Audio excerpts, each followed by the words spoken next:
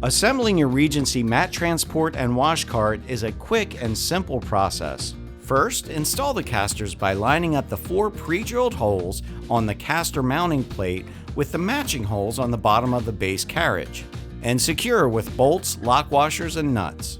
Repeat with the remaining 3 casters. Next, install the curved upright support by lining up the pre-drilled holes on the upright flange with the holes on the top of the base carriage. When doing this, also make sure that the brace mounting tabs are mounted facing in, towards the other side of the cart. Hand tighten the supports with 2 bolts, lock washers, and nuts. Repeat for the other upright support. To install the side braces, start by aligning the bottom brace against the pre-drilled holes on the upright support tabs, keeping the brace on the outer side.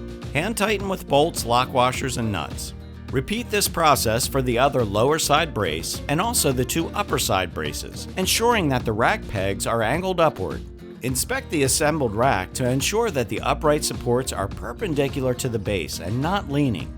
Once all the parts are positioned properly, tighten all bolts and nuts using either the wrenches or the ratchets. Start with the side braces and then the upright supports. Now you're all set to use your cart and easily wash your kitchen mats.